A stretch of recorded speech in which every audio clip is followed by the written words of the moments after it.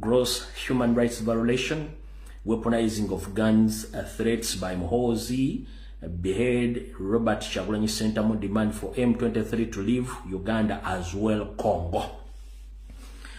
The demonstration will take place on 18th of February 2025. That means now almost 21 days remaining to this event. The events will take place on the Ugandan Embassy in Geneva, 13:30 up to 15. The United Nations at 15:30 to 17 p.m. European time.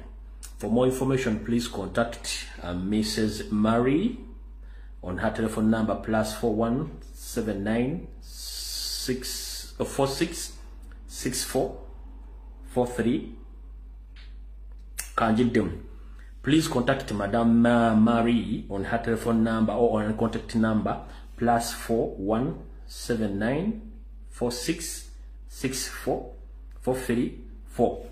Muyina yagala ogondo okuba oyonga ku mutimbagano oba ku mugendo ogw'okwekalakaasa mu ggwanga lya Switzerland wa Australia, bakutegeeza nti okwekalakaasa kujja kubeerayo nga balwanira eddembe ly'Abannayuganda bonna abali mu kukola ki, abali mu kubonyaabonyezebwa.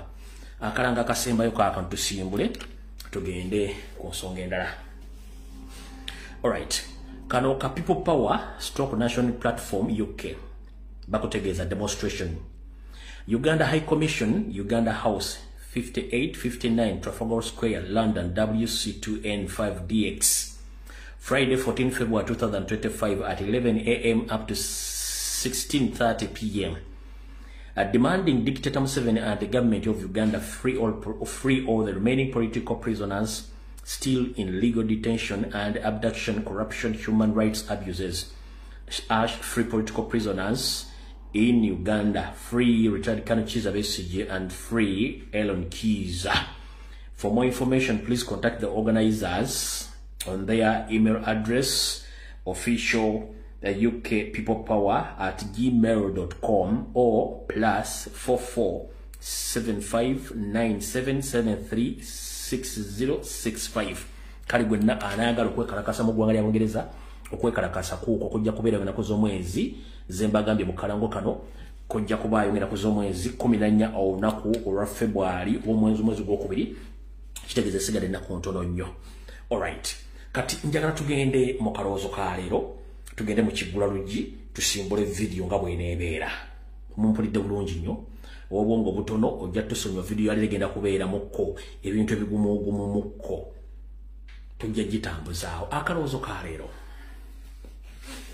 akalowoozo ka leero njala kagende eri bannayuganda mwenna abali mu Uganda n'abali mu diaspora, n'abali mu diaspora. Kana akalowoozo kammwe naddala ku kintu ekigenda mu maaso mu nsi yonna ekyokuba nti waliwo okukyukana mu mbeera ez'abantu abayingira n'okufuluma amawanga g'abazungu naddala nga bava mu Africa.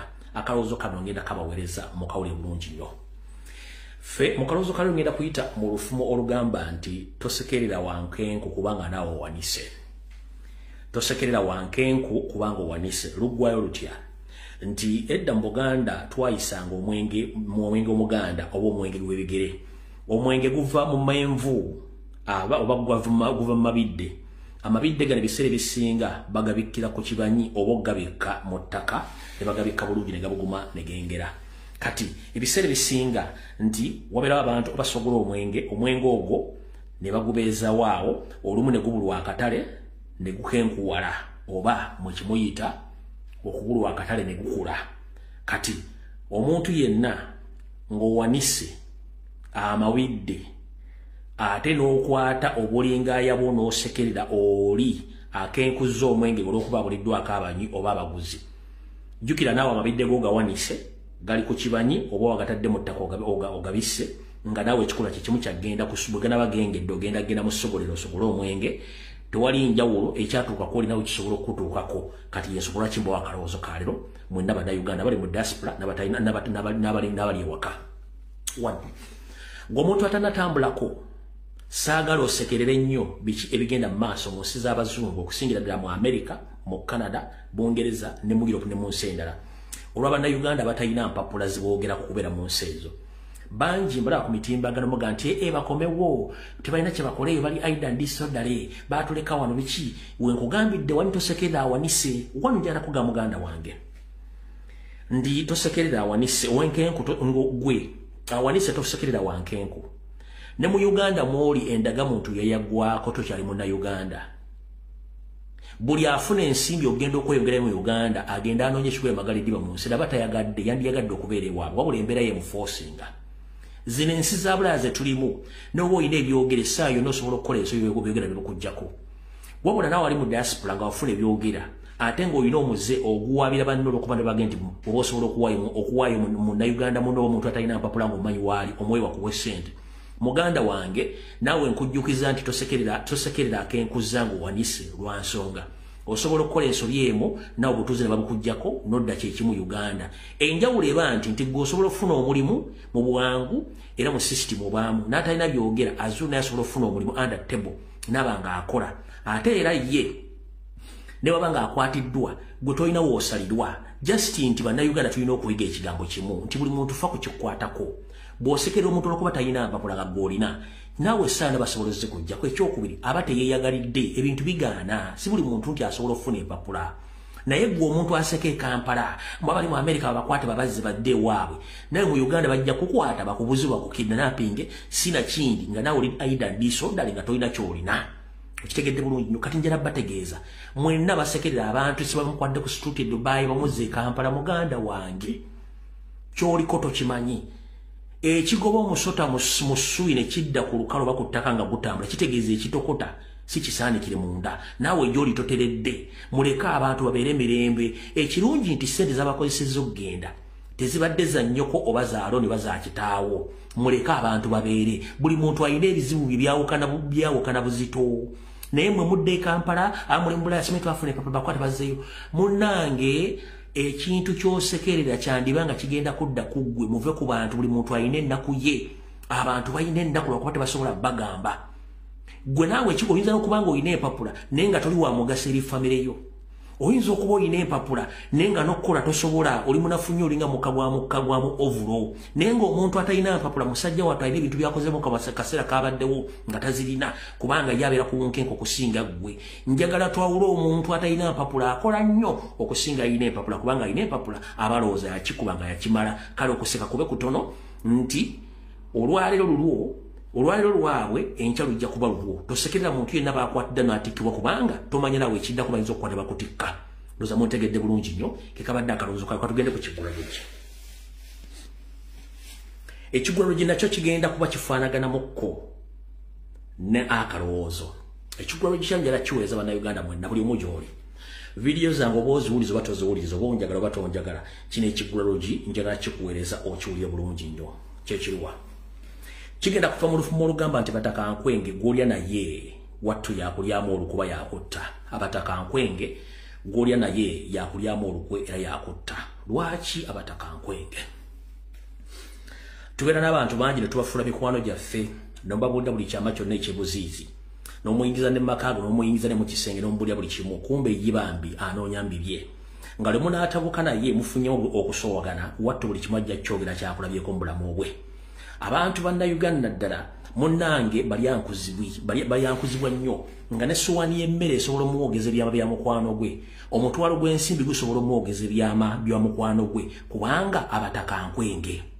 weewalanga nnyo omuntu gw'obuliddeko ekyama kyo n'okisanga nga yakyogedde oyo si muntu munno weewalanga nnyo okusanga omuntu ng'essuwaani y'emmere esobola omwogeza olufalansa weewalanga nnyo omuntu ng'ayagala nnyo ensimbi naawe ajja kutunda abantu bakyuka balinganga mipiira gya mmotoka omuntu kintu kitono nnyo ava ku kigambo kye kyeyayogedde n'akyusa ekigambo n'ayogera ekirala mwegendereze nnyo abantu gwe kikufuula omuntu kyekyama kyo kyeweekuumidde mu bwongo nga n'olunaku lwoba n'akuteeka mu ntaana ye y'olubeerera oyinza okisigaza nga tokifulumiza kyekikufuula omuntu wabula omuntu atasobola kukuuma kyama obeera kasanduuke ka mukkoona kubanga buli ajjajja kakoona kakagula kajje mu byayagala ngenda kugamba ku byama bye 10 by'olina wattu ebyama 7 byesigalize lwakiri ebisatu bite kubanga si buli gw'owulira ebyama byo nti ajja bitwala siriyasi abamu basunga tulina abasunzi ku nsikulu munyumya emboozi ng'akulikodinga mwogera ebyama ng'olinga gw'otumya abyogereyo mukkiriziganya ku nsonga nga yayina ekigendererwa ekikye kati njala kugamba mwetegereze nnyo omuntu ng'akugambye ekigambo ne watuuka obuzibu n'akwegaana oyo aba tabangako mukwano gwo kubanga aba alina kyeyakunoonyaako eri abantu abazibira ebyama era yensonga lwaki ennaku zino nti abantu bw'omuntu afa ekiraamo kino kiwulanga gwe yakikwasaamu ekyusirizza nga naye adiringa nabali bayagala bakole ki basaanyeewo kati ngenda kugamba muganda wange abataka nkwenge gwolya naye yakusaanya wa yakutta mukuume ku byama byammwe ate muzibire ku mimwaja mumugikendeeze si buli alina omutwe nti ategeera ate si buli alina omutwe nti asobola okuyamba ate si buli kirungi ky'oyagala okiraga omuntu nti ajja kisamyukira abantu naturally nkidda mu butonde bw'abantu buli muntu alina weakness ye ku kintu ky'aba alabye ng'omuntu amusinzeeko naddala omuntu nga mwakula mwenna naddala omuntu nga muli ku mulimu gwegumu n'abanyamanya nti bamwongezaako emitwalo 10 okuva ku salary gy'abadde afuna gwamusinzeeko lwaki ajja kukosa z'abadde afuna agenda akuloge onozimba ennyumba nga mubadde muli ku level yemu n'omuntu n'afuba okola wagizimbyewo lwaki lyagenda agiroge oba akusindikira batemba bakutemule ennyumba esigalaawo kati bantu betuddiringa nabo njala kugamba muganda wange kuuma ebyama byo gonodda ku social media ne weeraga nze naguze ploti nze nazimbye ennyumba nze naguze emmotoka simanyi bangenda bula bajja kuloga gomanyi lwaki abagende bula tebasiibula oba teboogera kubanga gwogenda oga muganda wange nafunye visa America ngendo oba nafunye green card ajja kulaba nga gwamuliddemu olukwe oba nga gwagenze mu ggulu wala yagenda kunoonya ssente mu nnaku ezo 2 nga tonnasimbula akuloge lwaki ojja tuuka mu ojja kulinnya emmotoka bakutwale mufuna accident ente mu kitole nnyonyi esimbule nga mugiraba nga togenze va ku bantu mukuume ku byama byammwe abantu si balungi bw'oba ofunye ebirungi byesigalize n'oba okyusiza embeera mu nfuna yo gyesigalize munda omuntu n'obuntu okwambala obwambazi kisobola okunyiiza omuntu nga wayambadde engatto ya bbeeyi empale ebe esobola okunyiiza omuntu kawiivu akobo akakakadde oba kemitwalo 5 kanyiiza omuntu ola n'okuzaala omwana omulenzi kisobola okunyiiza neyimba oba kisobola okunyiiza owa famire nti wazadde omwana omulenzi oba omuwala kati mutegeera abantu be baani mukuume byama bammwe temutwasitinga abantu omuntu akyuka olw'emmere omuntu akyuka olw'omutwalo omuntu asobola okwegaana mu maaso naye yeekazanga omusazi we byayi ku kkubo nti nze sinayogera nako simumanyi naye ne byayogedde sibimanyi naye ng'ate oyinza nakuba nga wamulikodinze nga buli kimu okirina n'okizanyiraga nti nze siyo nze nadde ntamidde saabadde nze kati muganda wange kuuma ebyama byo weesige mitono kubanga buli muntu abaako kyakunoonya kyekibadde kiggwa lugi kyaleero njira tusimbula evidiyo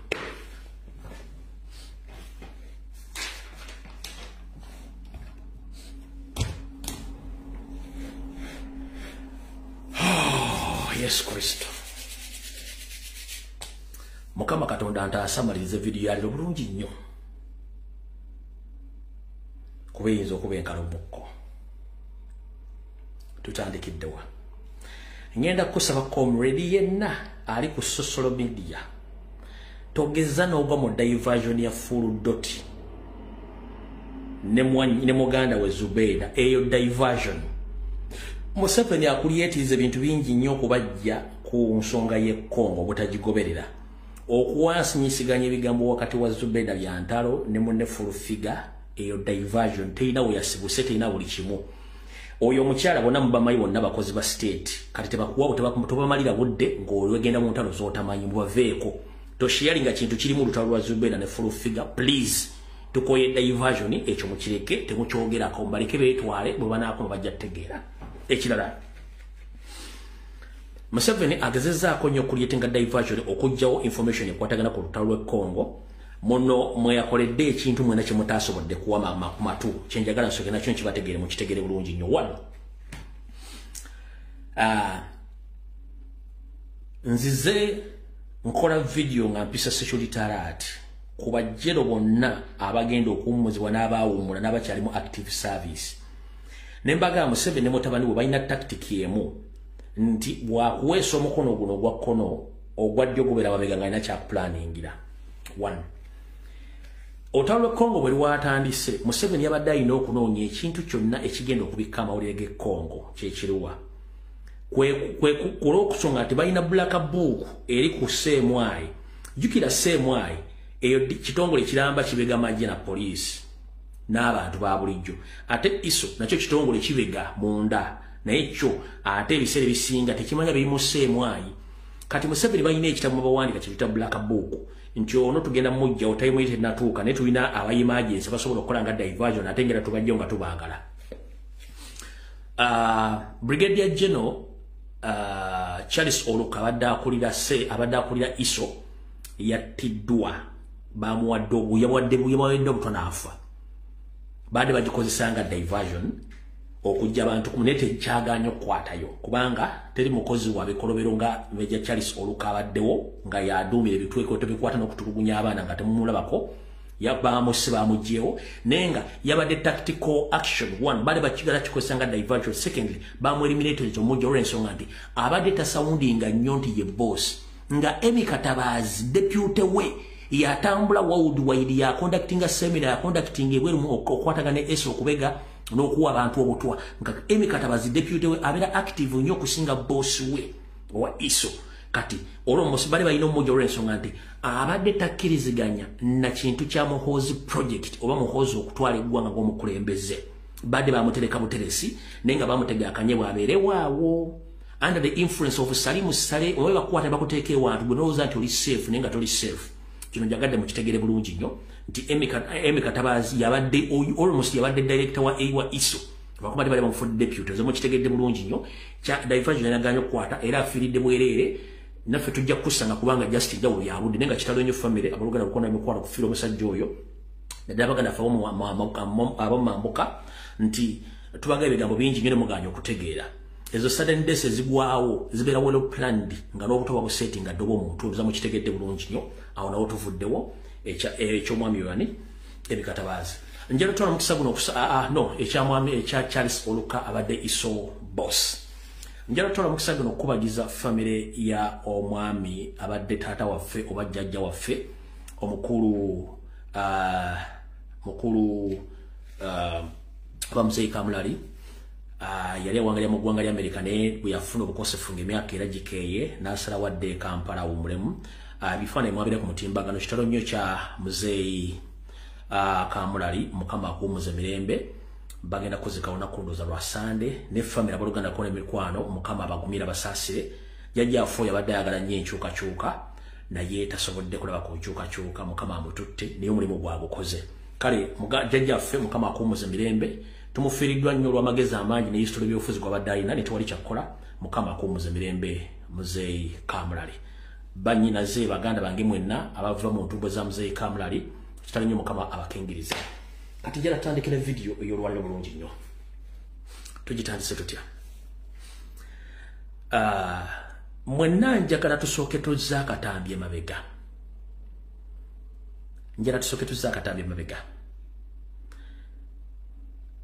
abalamuzi bonna mu Uganda bannabyabufuzi bonna mu Uganda njala sooka bajjukiza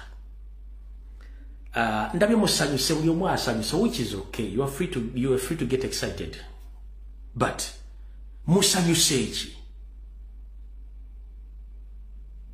lawyers magistrates I've seen each and every one most especially the politicians today that they are very happy that the High Court has ruled that the military court is operating illegally. That is total nonsense. Kangaroo court yatandikira mu nsiko mu 19 ngejjetta bana Uganda. Eyo military court yatandikira mu nsiko ngejjetta bana Uganda. Kati musanyuse ki mulowooza yabaddewo leero ebadde ebbanga lunange ejjetwainga bana Uganda ba civilians. Nenga Museveni akikola mu ngeri y'okuba nti gwatayagala amuteekeno gwayagala amuteekeno gwayagala amuteekeno gwata so judgment gyemufunye olwaliro that is total nonsense era buli asanyusa nsanyukidde bwe lazifu nti mubadde mu kola diversion kino jala kubeera categorically clear ngera mu mpulirize mwenna muga muli ba politician muli ba judges but temusobola kumanya tricks za Museveni abutye bwazanya mpikize. One, we are heading towards 2026 elections. Mumpulya bulungi nnyo Museveni aba luli akalwa akaweddeke yatubba n'akaba president Kyagulanyi president yajjayo omusango ng'ategedde nti already ekigenda okuva mu musango akimanyi High Court neruzinga popularity. Echava muno omulamuzi omukyalo Musogoli eyadduka mu ggwanga yenga akoze judgment ye Winnie Dolo yennyini n'amubbako judgment. Winnie Dolo n'asiba akawunti z'omukyalo butafuna musaala. Winnie Dolo n'akola buli kimu ekyetaagisa. Okitegeera during the 2021 elections Winnie Dolo yennyini himself. Okitegeera bulungi nnyo n'akola ebintu ebyo. Kati olwaleero omwezi guno nga gutandika ne December, Winnie Dolo himself stood firmly and he said that the military court martial is under the law. Yabagamba nti military court martial eri under the Ugandan laws. Himself boya wakana tachulabanga kajja wano. Mwabaita balandi friend zisimanyi baani ba elites njagala comments 11 nga Winnie Dolo omwezi gwa January ngutandika ne November tiyagamba nti military court martial wo mateeka temwali ko mwenna.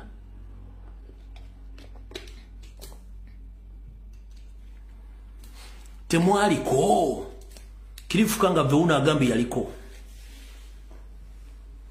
Musharinge video tetunaba wano nchawa bintu bitambula. Winnie Doti yennyini yagamba court martial weri mateeka temuna kimusobola kukola. Winnie Dolo yennyini yakyogera. Winnie Doti himself yakyogera. Kati from nowhere ata awadde atya ruling nti court martial etwayinga ba civilians bukyamu. Ori yakyogera Winnie Doti mulala no Winnie Doti olwalero mulala. What's the difference between those two people? They are the same people. Baba zanyo omuzanyo mu bintu bibiri bye mutaategedde. One, bagala kintu kye bayita legitimacy in the coming elections kye mutaategedde. Muna musanyo say hey, power belongs to people. Museveni akyabadde atufugidde ebbanga ddene nyumba elites. Museveni abadde anoonya legitimacy yakuzza High Court mu kifaananyi kiraga nti esobola okusala amazima ekyali kigivuddeko. Kati basuze bamaze okufuna judgment era baze ebintu byonna basomye ng'ebintu biri uniform byonna nga bifaanagana. Okitegeera ne the same Winnie Dolo yagamba nti court martial weri mateeka tesobola kuvaawo. Kati ate yagambye nti eriwo omukyambu amateeka. Oba otegeera lunaku ki era oseka lunaku ki wowaana kibusime omusamu guwangudde. One, Museveni apreparinga kimutategedde akalulu agenda kabba mumutwale mu High Court kubajje bakawulirira ani aliyo.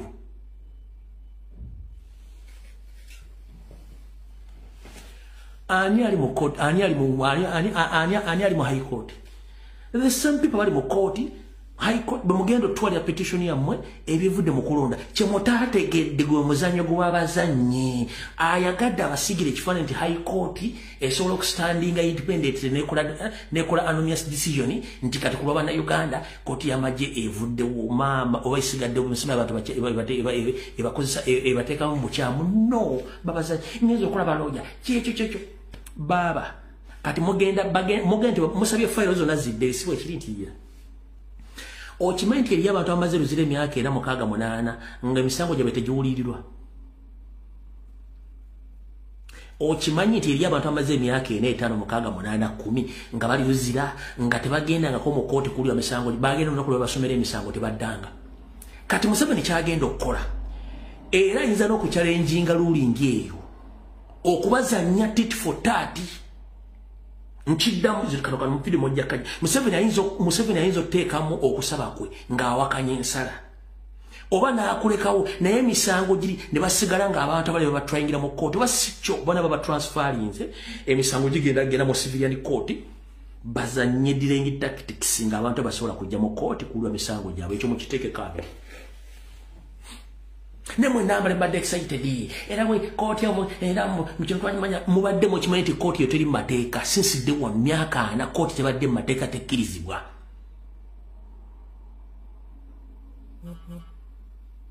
Mubadde mu kimanyi nti kooti mateeka teriiwo era n'abadde bagenda nga mu kooti balooyo ku challenginga kooti bagigamba nti bino mbikola mumanyi bw'amateeka kati kiki ebasaze ekitaliiwo kibadde temanyi lumusanyusa.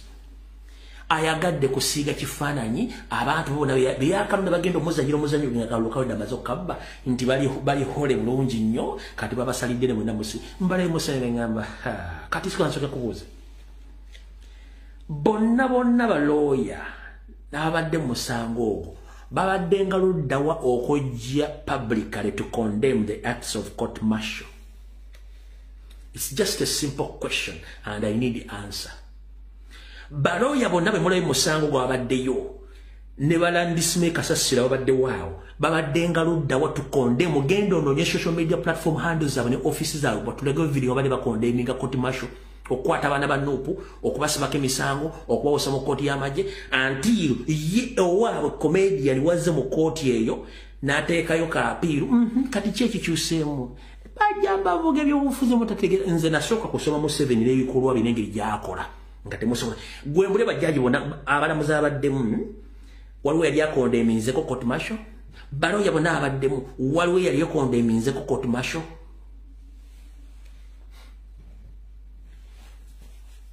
bajja bavuga speed antulo munaategeera bana abasajja omuzannyo gwabwe ekifaananyi kyabasize kati bwe munaagenda okuba nti bababbye mujja gati nze kooti eri independent nange yansalira nti kooti martial teriiwo naye nga ddala weeri babadde mu kuzannya mmwe drafti bazannya drafti wabwe akutteyo nkubuuzizza mbulira ku balamuzi abo bonna waliwo yali akondemize court martial emirimu gye yakola nedda waliwo yali awandise petition ng'omuntu nga omulamuzi atula ku kooti ensukumu era awandise petition ng'akondeminga court martial nobody waliwo ku balooya bonna abadde bambadde ebijojoolo waliwo yali ayinye mu kooti yo n'akondeminga ebikolwa bya court martial no one lwaki bonna beba flokins ogenda muli era bebabadde mu kamera buli omu ali awo ekyo kubanga Museveni bwati bwazannya omuzannyo gwe awo tuvuddewo kye njagadde obategeeza kati ndowooza akatandike bulungi nnyo tutandikidde wano tugendagenda Kongo ne katutandikire wano alright mwenna abazadde bannakazadde abasomesa abaana mu masomero ga Uganda batumiddeko bannemwe bali kunoonya nsimbi nakwewola loole kusomesa baana naye nga gye bugenda okukomekerera agenda kuzalira ku lujjalo oba okuwasiza ku lujjalo oba okufuuka kisekererwa ku community nga talina wadde ekintu kyafunye mu bulamu bwe olw'ensonga education system gye muganye okulwanyisa yeekyaliwo. I'm here to encourage all the parents in Uganda, please condemn the education system, the current education system of Uganda. Because that current education system of Uganda is a scam. The education system of Uganda is a scam. Bobo kwata school fees no sasulira omwana. Namala senior 4 nga tana kyasobola kwekolera. Namala senior 6 nga tana kyasobola kwekolera. Namala university nga tana kyasobola kwekolera asobola afuna mulimu. Eyo scam. School fees musasula mulina obuyinza okondemminga n'okupetitioning education system mu Uganda n'ekyuka. Otherwise musasula mpapula ezitalina practical. Nkibagambye 1. Amasomero aga investing center zaago mbasomesa abasomesa ne bakunkuka mu kukunkuka okusomesa abaana. Masomero ag'ebbeeyi Mukono Kampala Wakiso. Basi tuse ne beemulugunya ku bigezo ebyafunye bikinda ky'omusanvu emakinga gye babimakinzeemu nga bagamba ne bateekayo kusaba kwa bente ekitongole kya Uganda National Examination Board UNEB kiddemu kimakinge kiddemu kirivisitinge okumakinga kuba makinzeemu ebibuuzo by'abaana mu masomero naddala mu Kampala Mukono Wakiso. Omanyi UNEB yagala Minister of Education babagambye nti okujjako nga mwagala tulivokinge UNEB center number zamwe n'amasomero gammwe tugajjeko license kubanga bakimanyi it was order from Janet Kembabazi okuddira amasomero g'Ombuganda okugafuula nti bakyasobola kusomesa atage waabwe eri mbokatege gasoma abasomera na mu bulugabire mu buli kimu basoma kino genda okinoonyerezeeko jja kisangawo abasomesa ba headmaster batadde okwemulugunya ka wagamba UNEB modemu muri visiting marking system je mwakozesezza okumarkinga ebibuuzo by'abaana bafe P7 UNEB yabagambye musinikire muli ebinnyo okujjako nga mwagala UNEB send number tuzibajjeko oba license z'operating okukola amasomero gammwe naye mu nsengo oyufu omuntu bw'ateekayo okusaba kwe nagamune wano neemulugunyamu okusinzira ku bintu byembadde nsomesa abaana ebitubadde tukola abaana abantu tebakoze bulungi tulalikira nti waliwo kitali kituufu muddemu n'omugamuza mu musomesa omanyi nti okyagala center namba yo oba essomero lyagala ligende mu maaso nga lisomesa of course nannyini ssomero eryo ajja kudda buzzi kukwata kapapula ke nakafayiro ke addeyo ku ssomero lyo kubanga ansa gy'omuwaddeemu otiisa lwaki ne batubera mipiira gye gyaffe gya Premier League nze ndi wa Liverpool ensi ekimanyi myaka almost 30 opagira Liverpool timu bwe yeemulugunya ku red card nga wali bitegeeze bulungi FA etuula neddamu n'erivuwinga kaadi eno bwe kibanga kituufu omuzannyo yakoze ekisobyo kaadi esigalawo bwanga adde okusaliriza kaadi eyo ejibwawo oba ne wakendeeza ekibonerezo naye omuntu nagamunanga abaana baffe mwabamaakinze bubi okusinzira ku batusomesa n'omugamba mukyagala okusomesa oba mukyagala okusigaza center number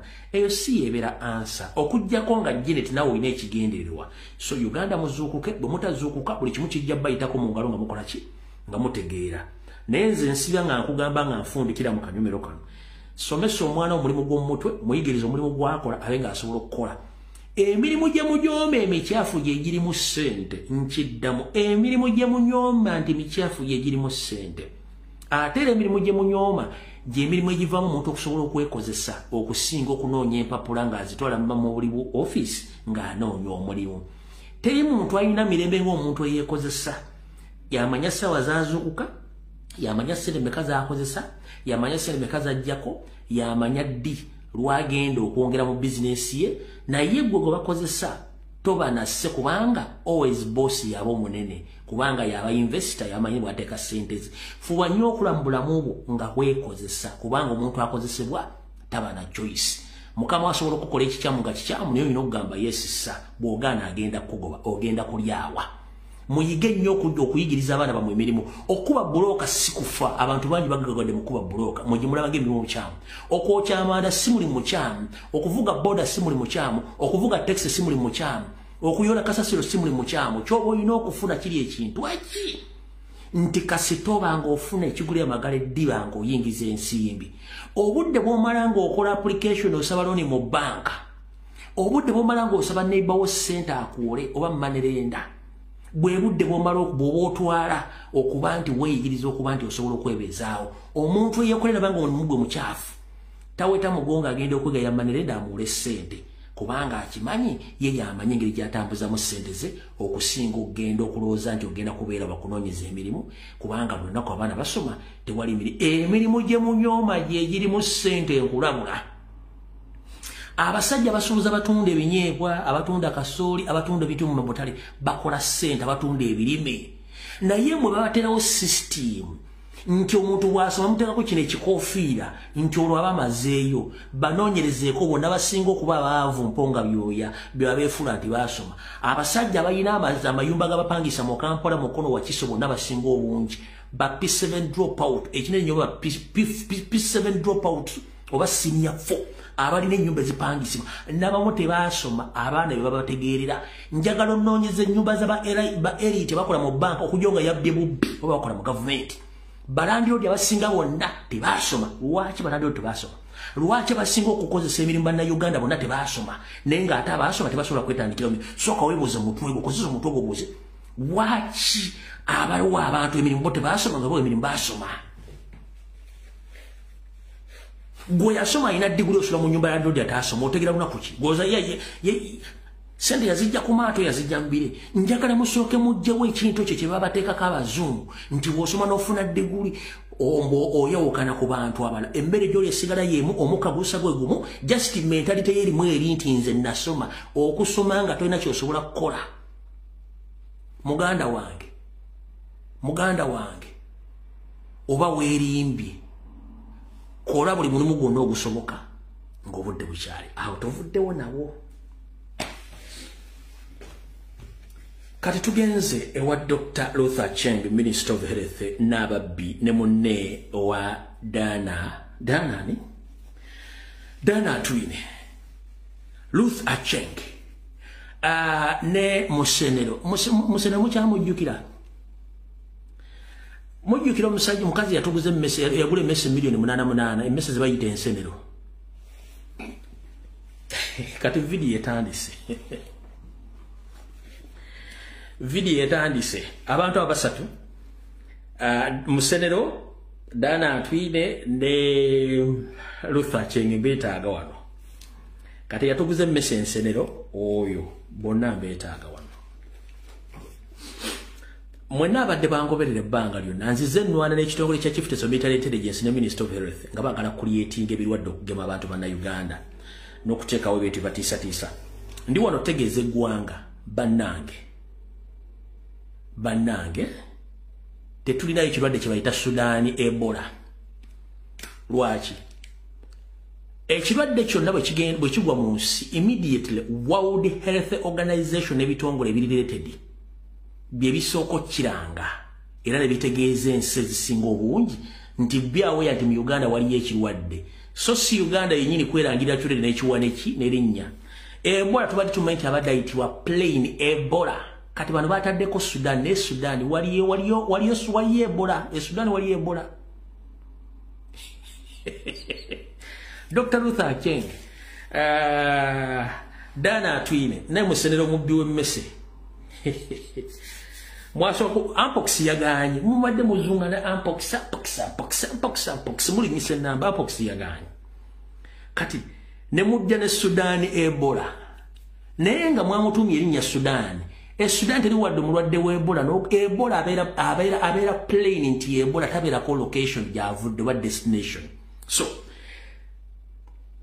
mu busiru wammwe obusiru wa Dana Twine wazze noteekako ekigambo Sudan nti Sudan Ebola virus okubuzaabuza abantu nti Sudan ne werabira nti Sudan that is a neighboring country which borders with Uganda tebalina Ebola okitegedde.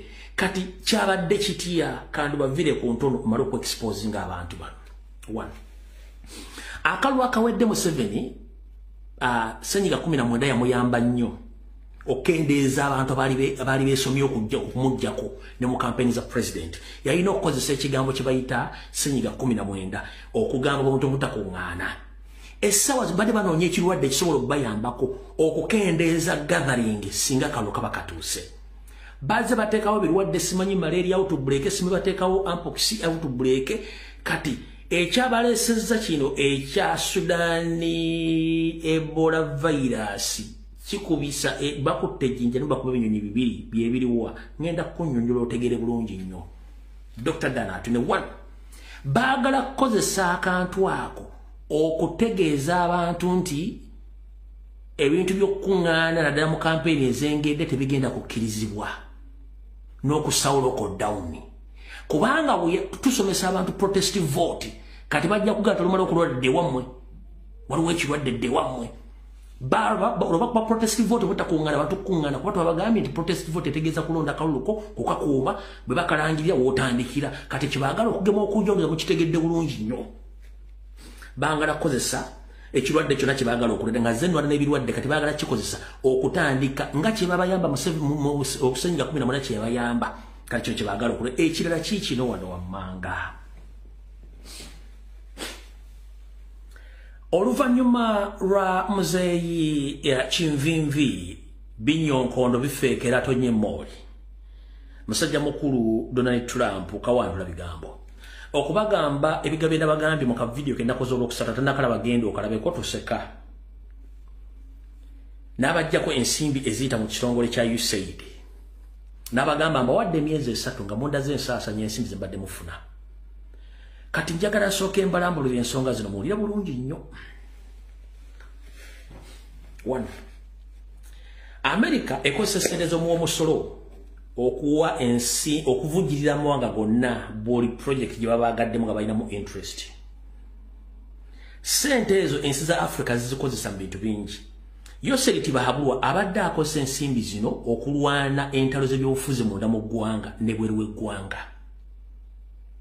nchiddamu Yosef Tibafulwa abadde akosa sente za USAID ng'alina mu badirectors be abadde bamukolera emirimu okubuzaabuza ensimbi ezo. 1 sente za USAID Uganda badde zikosa mu money laundering. Money laundering mukimanyi bulungi nnyo. Sente za USAID Museveni abadde azikozesa okulwana entalo mu Congo.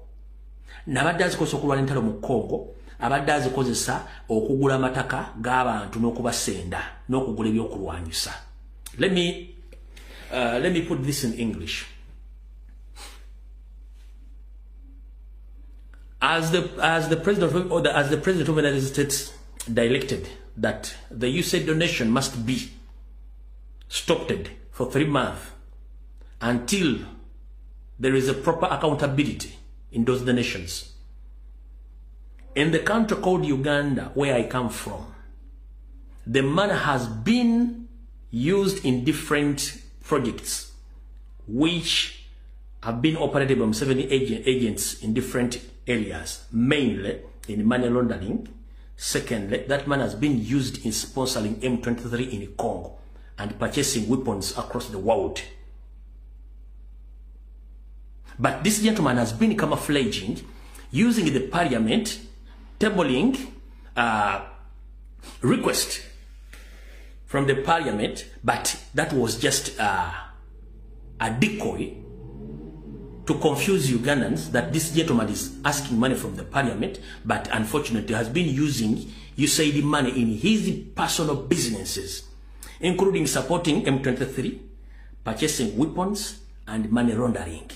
That's why the moment the President of America instructed that the USAID fund must stop, almost 1 million Ugandan people, some of them, they have lost their jobs because they have been basing on those funds. Sente zino zibadde zijja.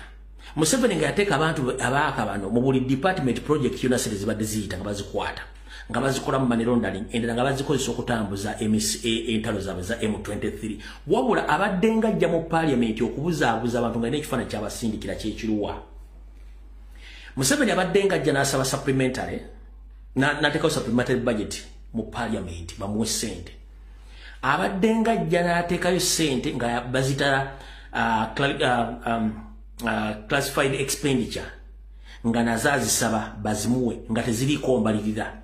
Kati sente ezo Bank of Uganda sente ezo tezirina. Buli badde bajja mu parliament okusaba sente ezo, yo parliament ngeyisa nti sente tuziwadde, naye physically wa practically sente ezo Bank of National Treasury teziriyo. Babadde baddiranga sente ziva mu America n'ebitongole ebira ze bakozesa nga abantu bakusigira nti baze mu parliament kusaba sente nenga sente teziriyo, kubanga sente URA ezekunganya zonna zigwera Kokero House tezigenda mu National Treasury. Kati sente bazigabana nga family. Kati sente zibajja okusaba wano bazibatirawo kifaananyi baze kusaba sente za supplementary budget oba classified budget nenga bakozesa sente zino eza USAID zibakozesa mu mirimu gyabwe. Kati gwano nati amusajja officially mu mateeka ze n'asaba sente eza classified expenditure n'asaba neza supplementary budget. Bino byonna badde abikulaga nti abisaba officially nenga sente zakozesa ze za USAID. Kati ziri bwe zibadde nga amazuzi kuŋŋaanya oluvannyuma nga zijja nga nazo bazikozesa nga bakubisa ejjinja bakozesa ejjinja limu ku binyonyi bibiri za mukitegedde bulungi nnyo olwaliro. Kati kyabalumye nnyo okugyawo sente ezo. Era Museveni oyinza okubuuza nti simanyi kantegeeza eggwanga. Mwayise emergency meeting ezabadde mu bifo ebyenjawulo enneekusifu n'ezimu zadde ku Zoom. Abamu ku bantu abakulu ne bagamba nti manyi ekiseera tuweeyo obuyinza. Gwe olw'okuba kawumentale ne mukazi wo ne mugamba we can't because we might face consequences of leaving power. Wabula mu kitundu kino ekyaleese obuzibu kyabadde kitya kiriwo ekiti. Bakimanyi bulungi nnyo nti bawaayo obuyinza nga tebafunye safe landing bagenda kusanga ebizibu. Kati sente badde bakozesa okukola ebivuyo gyabwe zayimiridde. Yensonga lwaki badde basaba nnyo babazze mu AGOA, yensonga badde basaba nnyo sente zisigalewo ezo nga zifulowinga zibazikozesa ebintu byabwe. Kati sente ezo baziggyeewo teziriiwo.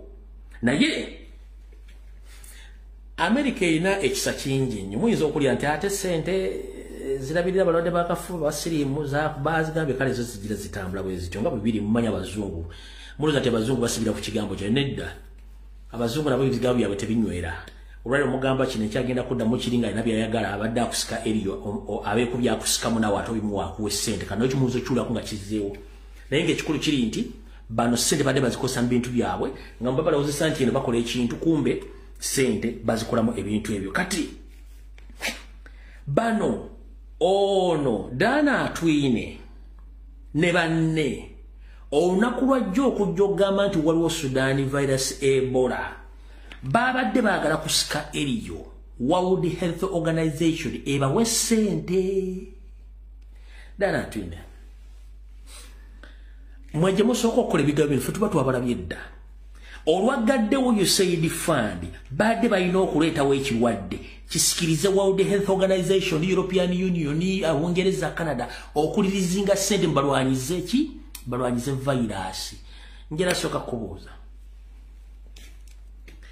bulijjo wabera outbreak eri fucking serious bakola press conference nga kuliko ba representative ba World Health Organization multi-billion pharmaceutical companies ezikola vaccine ezo baberako njagala ndaka video gye bakoze nga bakoze press conference kuliko abantu abo Dana Atwine lwaki mufera abantu mwayagadde muyiseewo kino mukiyambise mu politics wamwe mwayagadde mukiyiseewo mukwate ensi amataayi nga mwagala sente okuba World Health Organization njagala kugamba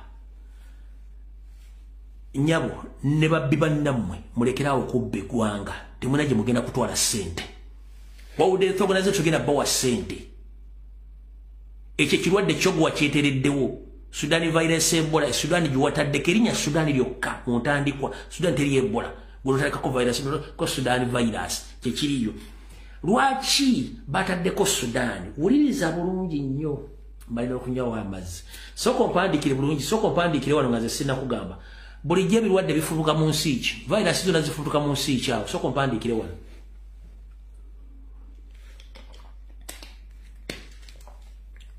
nga sina kugamba kiddako bulijjo virus esinga bwe ziba mu nsi ki mu Africa ziba mu nsi ki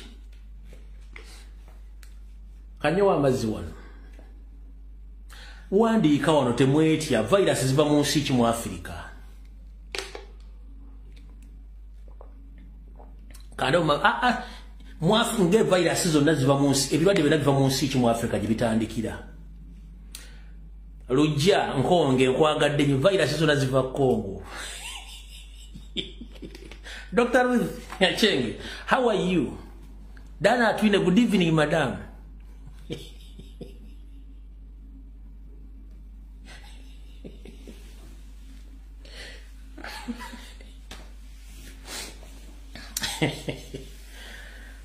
Bala abantu banyumira nze mbeesobolera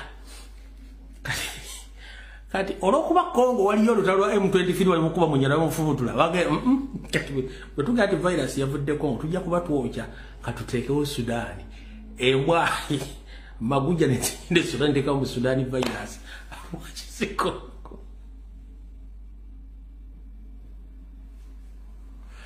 mwembe sobolera mbwa mwe kiri kuliko virus zonna mu Africa zitandikira Congo ndino kuba nti M23 bagikubo gittamu omuntu entale eziriyo bayita basobola kissa Congo na kitwala Sudan kuluno kubanga ne siri bagamba yatandikira Congo okitegera kale mwaga tuteekera uddawa leo katekewe nenga ne Sudan yenyini bayina bali mu political turbulence gwato batekake bajana kuwa nti wadde erinnya ensi yawe noluteka kukwati noluteka ebintu by'ekisibo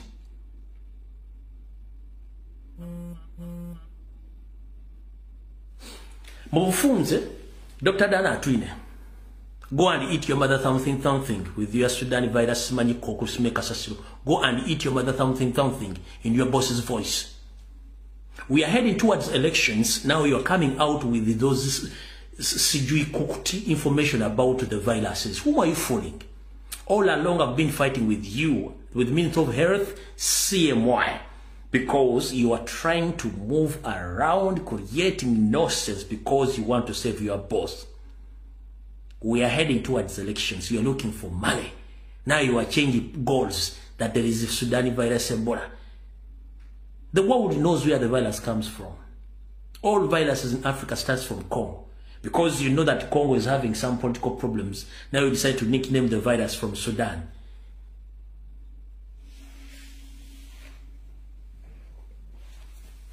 Cut. Much take it the While the author organization don't give even a single coin to Uganda. Those people, we have typical thieves. These are no longer thieves, these are pirates. Uganda, we are dealing with the pirates who are well dressed because they learn how to speak English and write requests. They are there seated.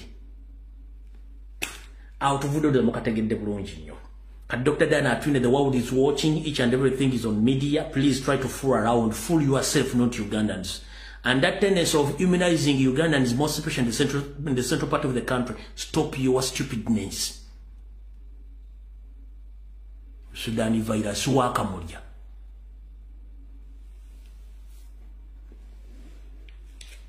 How to vote the war?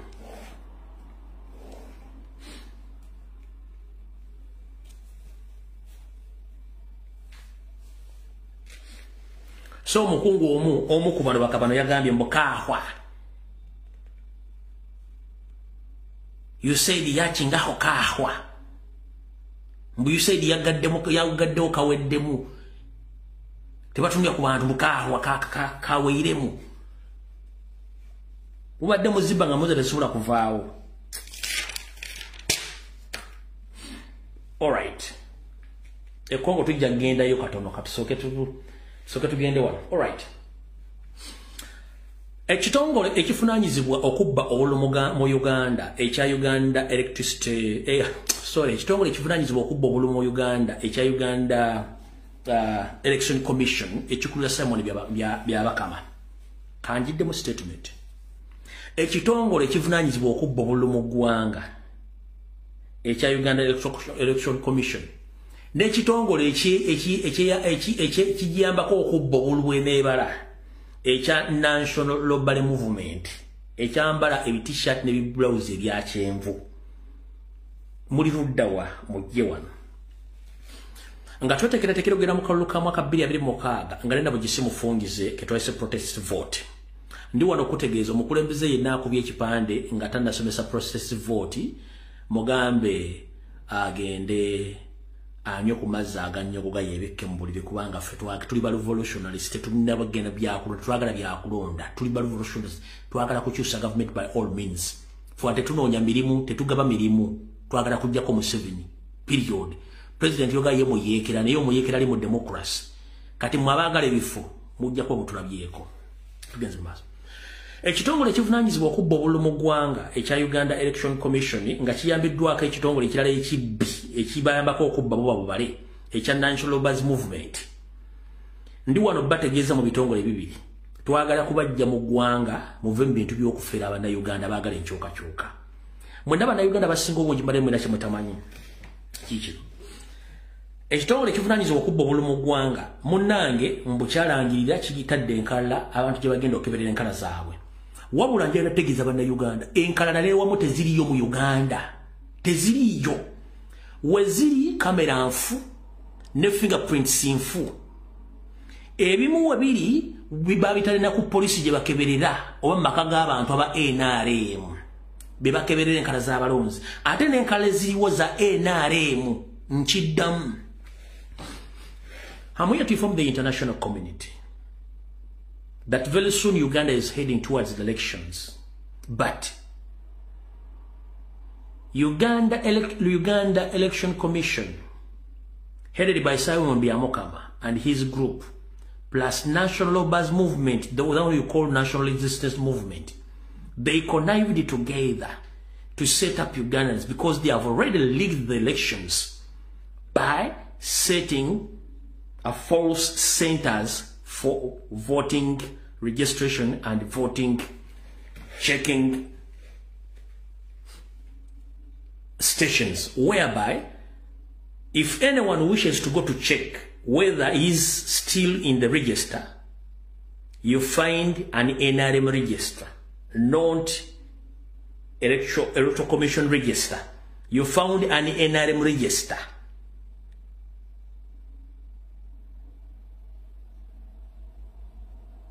Hope I'm clear. Whoever got to change his name, whether he's eligible or his name is still there in the register, they find NRM registers, not Electoral Commission registers. No. It is all over in the Buganda region. In other areas of the country, people are complaining, but no one is coming out to talk about this on mainstream media in Uganda. Chino, cholekedde okuba nti abasajja bano bali mu kubba obululu mu budde nga bukyali batya. Omwami ono mwamulabye abantu abali bwe bati bangi nnyo okwetoola eggwanga. Bangi nnyo. Jjukira nti NRM yawandiisa abantu baayo omwaka mulambe emabega lwaki essaawa zino nga batimbye enkala z'abalonzi, lwaki register za NRM ze ziri ewakeberera enkala z'abalonzi. Oziraba ewali enkala z'abantu balina okulondera webakeberera okulonda walooza NRM okwetoola eggwanga lyonna bakikoze mu Buganda wokka. Kino mujjukira Kasula Lumumba Tango Odoi bagamba ina almost baregisteringa millions 12 ezabaki ezaba members abalirigibo okulonda. Kati bakoze ekintu kyekimu badidda abantu baabwe ne batandika okudisplayinga. Jjukira bana Uganda eriyo bambe batamanyi tagenda kubuuza gye bamugambye kubanga olutuko bokubuuza twetaaga ennanga mu ntyongo ogiwaayo ekivuga nga kitula nga kikopingako ebintu nga kigamba munanga omazimu oli ogenda kulonda nga batwala register zaabwe zibateeka wali ekyaddondo okutandika okulonderako obululu. Kati kino njala kibagamba Uganda Electoral Commission NRM ebintu byonna bimukola bya myaka mikadde mujja kuleeta akatabanguko mu ggwanga olwo ebintu byamwe by'ekisiru. Ndowooza mukitegedde. Kati ekirala kikino kye mutannategeera.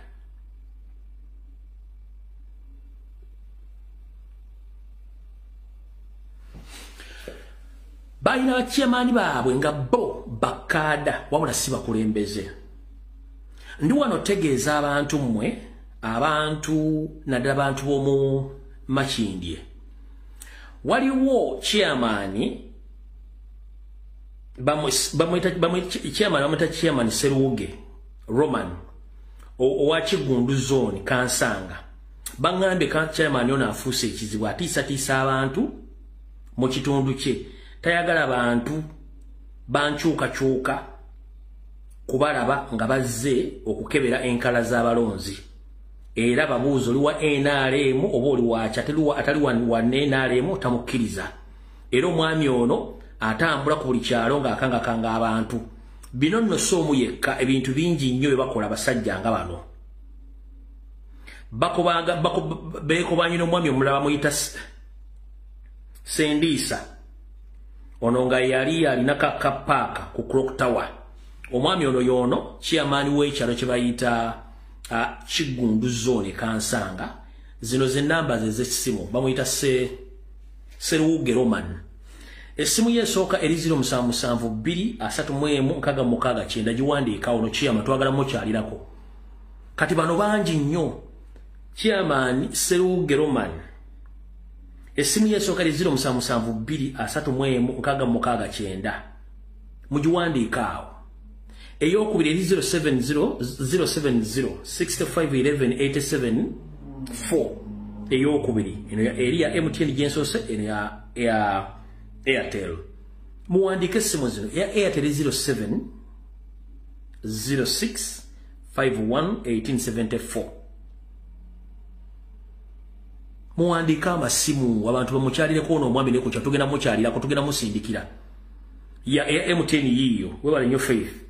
Ya Airtel 0706511874 ya Airtel mugiwandiike yo chairman ngina mbalagano waje ekifaananyi ya webale nnyo Lydia Nabisere ono ye chairman oye chairman atisa abantu obutagenda kukebera nkala zaabwe banga siba NRM tayagala banchuka yayagala ba NRM bokka yo chairman bitundu bye kansanga yoyo mule bulungi nnyo oyo mukyalireko kati bogatta biri byembalaze kitegeeza kubanga bangambe ne Masaka enkale zisinga obungi ziri ku police station teziri ku Rusuwano balondera enka Masaka nakyo bakingambye ate ekiri mu bitundu by'amaserengeta ga Uganda muri Fort Portal Kasese police amagye tegakkiriza bantu genda kwewandiisa babakanga ekyo kigenda mu maaso. Already they are intimidating people from not going to check on to check their voting location areas or they are still in those register or not. So mutegeza abantu bana basajja kyovula bazina bagamba. Omuntu ntwande mututenga ndabo gisimu fungize. Mbagambe chairman yono ye chairman Seruge Romani owa Kigundu zone Kansanga. N'abala bangi nnyo abakola ebintu bino bati bangi nnyo okuba nti bakola ebintu bizo mutegedde bulungi nnyo oyo tomuvuddeko njira tugende ku nsonga kuba budde tulina butono abadde basubira tugenda kubeerayo ne open roof bambi munansonyiwa open roof yinza okuba tegenda kubeerayo leero olw'ensonga information tulina nyingi nnyo so ndowooza omuyinza okunsonyiwamu obudde tuyinza okuba tulina butono tutera okujja wano ne tubagamba nti Abanyarwanda bafuna endagamuntu nga mawoloza bitwogera tubitegeera kati Abanyarwanda basinga obungi bafunye endagamuntu zaabwe nga ziggwako mu 233 munnange yiye gwako ddi endagamuntu zaabwe singa obungi ziggwako 233 nenga bonna Banyarwanda tabamanyi na Luzungu yiyo kati ngoyo omulaba yiyo 233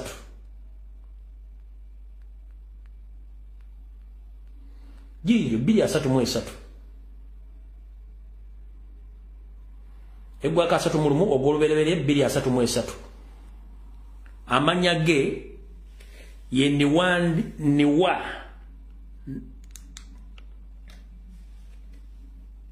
ni Wandinda Simon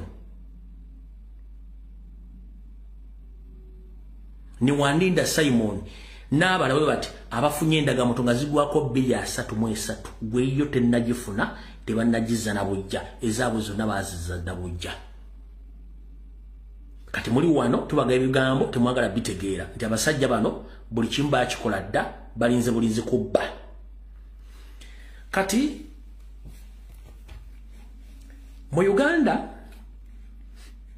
olutolekere Kongo tokkirire Kongo mu Uganda etteeka y'obutuuze obw'emirundi ebiri baagaana ditongoza naye bamwiri we balina obutuuze bwa mirundi ebiri balina endagamuntu yeewaabwe balina n'endagamuntu y'omu Uganda bamwiri we gwe Muganda ngalimu Amerika ngafuna obutuuze bwa Amerika okujja Uganda wetagisa visa ate era wetagisa invitation nawe ali mu Bulaya wetagisa invitation ne visa muzifuna wali nga mudde wammwe ne bamwiriwe balina dual citizenship eya Uganda n'eya Rwanda mu maanya ge gamu kaadi za njawulo bantu be bamu eno eya bagiyita endagamuntu Oya bagiyita endagamuntu eyaffe bagiyita national identification omukyalo bamuyita Businje Anita aina dual citizenship B eya Uganda n'eya Rwanda naye gwe lwaki bove Uganda n'ofuna obutuuze bw'ensenda tebakukkiriza kubeera naki kubeera na dual citizenship uyo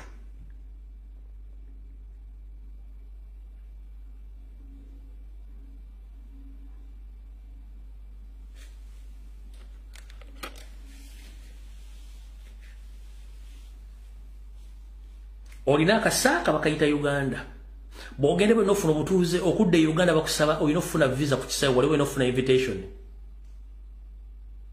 kyetubagamba kati bwe tuva ewantu awo kati tukirire e Congo nenga tetunakirira Congo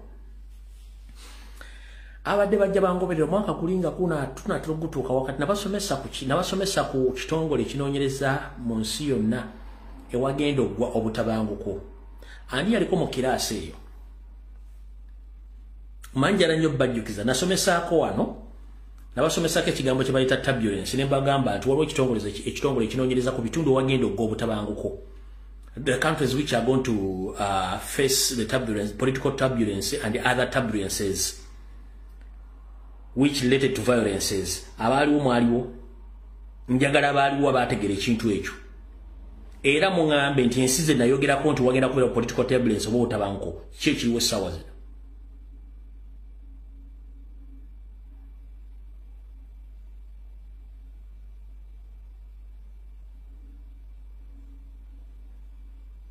Jackson Sebulba yaliwo Shami Keys yaliwo the sigino monna mwaliwo bulungi nnyo kati nabalaga nembagamba nti Russia yalimu ping yalimu kitakataka nembalaga high index level of high turbulence yalimu yellow nembalaga blue nti bali ku total rank 19 deadline rank 12 diffusion rank 30 danger rank 14 fragmentation rank 31 kati kyenabagamba mukirabeko wano bulungi ekitongole kino kyekino mukira bulungi nnyo kyekyo nakibalaga bulungi nnyo kati ensi ze nabalaga mu kkala zaazo nabalaga yellow nembalaga buli kimu kati ekintu ekyo mukira bulungi nnyo bwe nakibalaga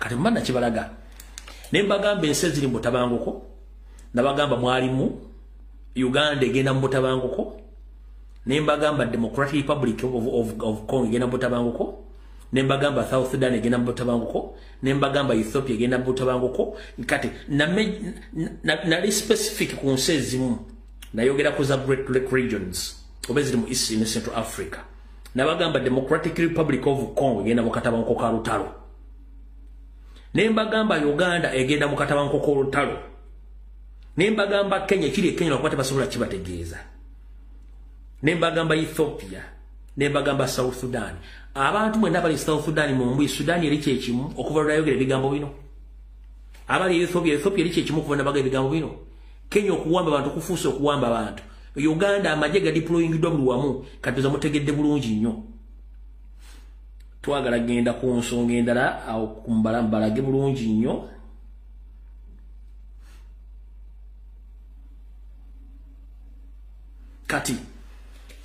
kati eno conflict watch list ya 2025 conflict watch list ya 2025 yeno ngenda basomera ensi eziri mwaka akantu mukale bulungi nnyo conflict watch list kanka basomere wano mulimu eggwanga lya Mexico mulimu eggwanga lya Colombia mulimu the Great Lake region kati mu Great Lake region specifically bataddemu Congo Burundi Rwanda Uganda kako kanka basomere wano Great Lake region olaba eno Congo yene nene kati buno bubiri buno obutono ye Burundi ye Burundi ne Rwanda buno bulinga akagalo kanaswi kati ono ye Uganda mu redi zakanka bazumingire mukategere bulungi nnyo kati mu redi zinensi zigenda mu katabanguko sawa yonna Congo redi mu katabanguko Burundi egenda mu katabanguko Rwanda eri mu katabanguko Uganda eri mu katabanguko wano bajjeeko Kenya ne Tanzania bazijjeeko kati most likely wano we wali okulya n'okukomba essowaani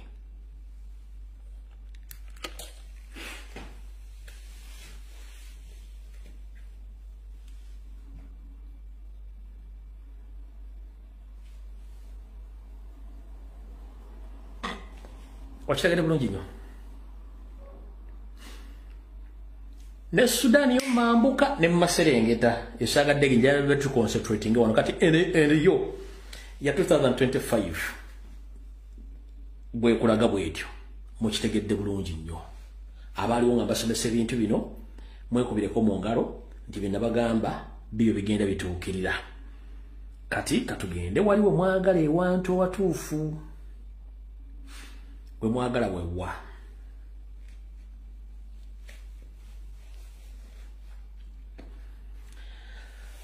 Nzize mbasomesa olumbugu. Mwenna abali balimyeko mumanyi olumbugu. Olumbugu bw'okabala n'olulonda ne wasigala kakaba akantu bwe kati kayinza okuddamu ne katta omusirigula ne gumera olumbugu. Olumbugu gwe bayita omutuusi. Omutuusi lumbugu. Balina enkola yaabwe abantu tebannagitegeera etya. Bino bye bagenda batusindikira abawala bwabwe okubawasa babasimba makanda. Kati mukimadde mudakitegeera nze ekibasomesa nga temukitegeera. Sisitimu z'oggabira abaana baabwe ab'obuwala ku bwereere mujjukire mu kalica yaabwe abaana abanyalala bo munyankolo muwaso olina okuba nga olinawo ente ezisukka mu 10 okudda waggulu lwaki babwereere. Wandikawo comment. Baji hakinze ndabanga jiba hakinze. Abayi hakinze tujja gitambulira ko tewali kyakola. Kati akakodyo ko gabira abaana baabwe bano ab'obuwala obwereere nga bagabira abasajja mu Uganda bali mu kusimba mirandira gyabwe. Bw'omuzalamu abaana bataana basatu babeera babo. Aba basatu batabeera bije gimirandira emituufu egyabwe gye babasimbye. Yensonga lwaki abantu bano buli wamu batandise okclaimingawo ownership obwannannyini. They claim ownership or originality of those countries via integration or intermarriages. But for them, they have their hidden agenda of giving away their daughters free of charge to peoples in Great Lake regions, mostly in Uganda, Tanzania, Kenya, Sudan, and Congo. That's their trick. When the right time comes, they come out to claim what they call their ownership or their belonging in the area where they situated. Katunduza mukitegedde bulungi nnyo. Bwe tudda Congo abasajja abo gye balwanira bagamba waabwe. Bw'otunulira emitimbagano gyonna ne bannansi ba Congo bagamba nedda bano si baawano. Kiki ekireese obuzibu? Katusooke tudde waffe wano mu Uganda. Buli munyarwanda yonna yasinganibwa mu Uganda mu 1924 oyo Munnayuganda super ataliko kubuuza. Buli munyarwanda yenna janagamba nti anoonya ndagamuntu era ye munyarwanda ayagala kufuuka Munnayuganda oyo ajja kunoonya gyagenda okubeera bigashumba abo. Abanyarwanda basanga mu Uganda mu 1926 kutuka mwana abo Bannayuganda abasigadde bonna si Bannayuganda. N'omwana gw'ozadde si Munnayuganda. Kati wenagambira Frank Gashumba no nkikyokkola. Ne mbagamba nti Abanyarwanda bano abasangibwa mu Uganda emyaka eyo balina ebifo gye bali gye basibuka. Ne mbabuya Mpololo, Kisolo n'ebitundu byabo mu Maserengeta ga Uganda basangibwa. Buuza Bagashumba basibuka luddawa.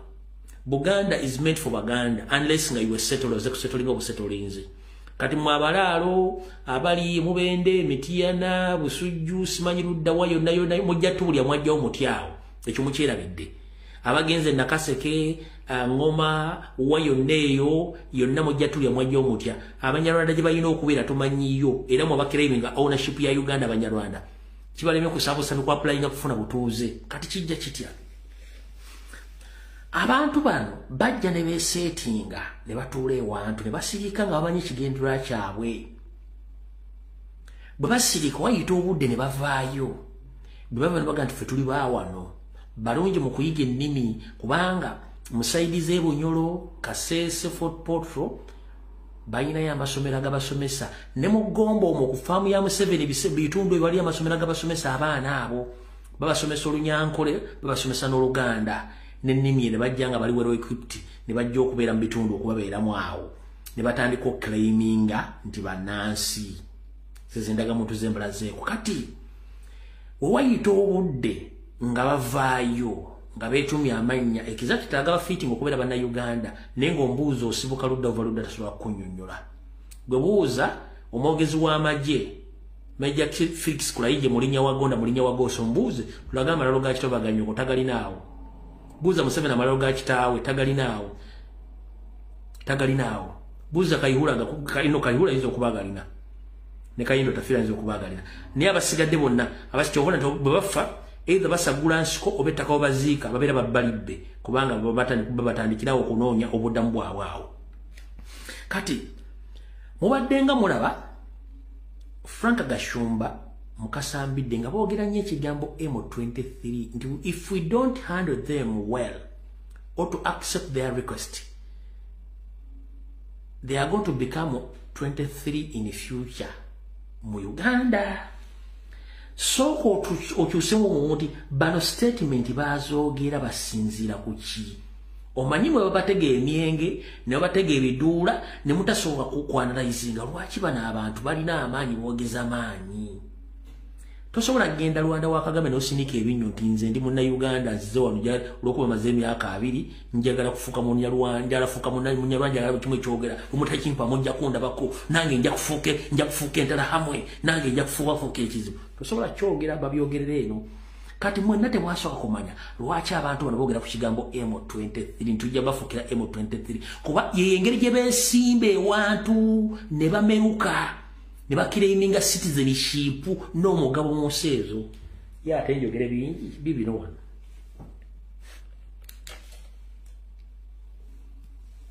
this much of Banyarwanda is not solved.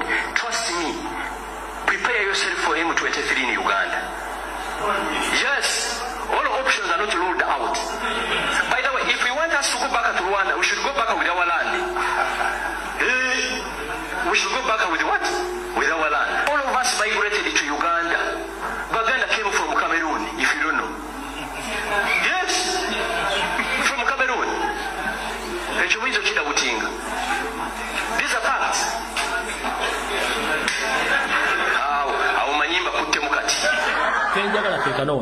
This matter of Banyarwanda is not solved.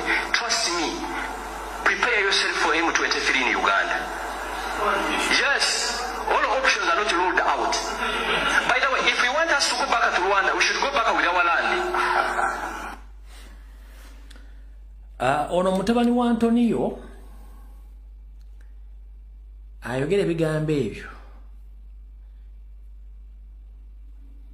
bwe tuba mu nsi zirimu amateeka omuntu abatalina oyo omu briefly their rights that is one bayina rights in so M23 traditionally Banansi ba Congo abogera Olunyarwanda bogera Lunyarwanda so abakongo benyini nga wano boyina Abanyarwanda nabana Abanyarwanda bali mu Uganda beba M23 abajja singa tebabakwata bulungi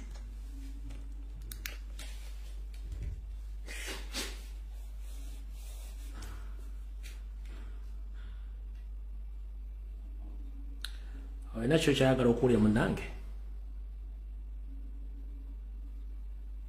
nga temukyatayipinga oba bagikuttiza ne bagihacking asigala njogera okyalina kyobuuza munnange nkuwadde two comparisons of two different videos of the Rwandese, of the two Rwandese origin men who claim to be Ugandans, but for them they keep on saying that they are Banyarwanda. You understand? So mutegedde abantu bano nti bakola ekintu mwenga mulowooza tebakimanyi. Kati recently gye buvuddeyo katono ya UN na America bali bagenda teeka sanctions, bateeka sanction ku mwenda nga bamulinkinze kuki ku M23 n'avaayo n'awakana but confidently himself he confirmed that he is in contact with the M23. He went on and said that they contacted him as an elder in Uganda. We musia zigwe wali amanga the elders in Uganda. Chiche wali okoze mu Uganda ekyamaanyi kikufula elder. Andrew Mwedo Musiazi mbu M23 ya contactinga ngomu ku bantu obuvunanyizibwa bakulu mu Uganda as fu wali okulidde kani mu Uganda. Chiche wali okoze kikufula omukulu mu Uganda. Ebintu bino tubaga ebintu muganyo bitegeera mu kawulira akatambi kano tusagala mwogerera. Ulira. Now, when this quest started, the M23 had a good relationship with the Tshisekedi. They could not understand why did the Congolese army come and attack us at a point when we had already surrendered our guns, that is one, but also we were prepared to go to Bakongo and be integrated into the army. Now, they could not believe that Tshisekedi could be the person who was responsible for this. They thought either he's being misled or he's not informed. How do we reach Tshisekedi? They tried and failed. Then they came to me as an elder in this region. And they said, we are informed. The M23. M23 directly contacted you. Directly contacted me. They called me. I was driving in my car. Somebody calls me a Ugandan and says, the leaders of M23, they would like to meet you. I thought they wanted to see me as a journalist. They said, he has a great story. So I'm going to write a great story. I called them to my office. Within a few minutes of us talking, I realized their interest was much broader. I said, no, I don't have time now. You come tomorrow. So I canceled all my meetings the next day. They came. We met, I think, for 5 hours. And this is the story they told me, which I've just told you. We were in the middle of implementing a peace agreement we signed with the government of DRC. We had surrendered all our guns. We had assembled at an agreed point. Dozamotegedde. Bakozesa ssente z'omuwa omusolo. Bakozesa ettaka lya Uganda okufuna bo kye baagala, okwongerayo kye ba. Nemmwe mutudde. Bakuwa ssente osindika ebinnyo lya mu nsi y'olukwe. Bana basajja mu nsi esige tosobola kwogera ebigambo byogera. They contacted me as fu oli ereda wani. Toberangako wadde chairman w'eresuwa no ku kyalo. Nyoga bakuyisenga kubanga naawe oli moro. Ero double agent. Naye bagamba obudde butuuka ne bujje buli kimu mujja byogera. Watwogerero lwaleero mu ggwanga lya Congo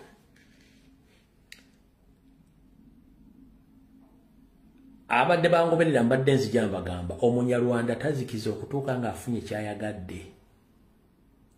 Naye njagala muteekewo amaaso gano abiri. Mugalaba gano. Arrogance y'Omunyarwanda egenda musaanyaawo. Njagala muteekewo amaaso ago abiri. Arrogance y'Omunyarwanda egenda musaanyaawo. Naddala omutuusi olejja kubuuza etya. 1. Bo bakozesa ekigambo resistance okuguguba. Bo bakozesa ekigambo okuguguba resistance.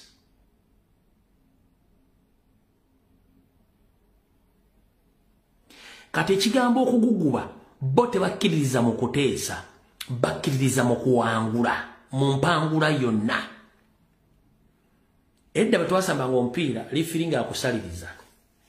Nagamba ko lifiri engeri gy'osalirizamu singa omupiira oguteeka bulungi mu jjaze ng'ojja ogutadde mu t-shirt n'ojja n'ogusula mu bugolo yaffe ntumanya nti nawe watusaliriza lumu mwatubbye lumu ne kukiggwa. Kati Omunyarwanda principles ze tateesa n'atuukiriza by'ateesezza. Aba ayagala atuukirize kiki kyatandise. Kati bannaye mbabuulira. Eggwanga lya Amerika lyagambye NATO ne UN bategeeze Rwanda ejja amagye gaayo e Congo. Bungereza negamba genda saraka obuyambi bwa kawumbi kamu Rwanda ejja amagye gaayo e Congo. Bufaransa as well ne European Union yamugambye. South Africa yamugambye ejja amagye e Congo. Angola yamugambye ejja amagye e Congo. Omusajja yagaanye okujja amagye e Congo. Wabula kye yakoze najja n'avuma ne Ramaphosa n'amugamba nti ndaba abakulembeze bano abeefula nti bategeera naye nga tebategeera. Ramaphosa n'asirika. Kati intelligence gye nsembyeyo okufuna okusinziira mu sources zange Tereka munda agambye Pilato okusinzira ku intelligence gyenina gy'amagye Congo kubanga ekijja si kyangu. Wabula intelligence bwefulumye nga yomanyi arrogance yaabwe agaanyi ogigenderako baagala sigala nga balumba bawangule which is okay. Naye ekigenda okuva mu yebiraka mujja kitegeera. One, nina information gyenkyanoonyerezaako gye sijja bagamba ne kanjikooneko katono.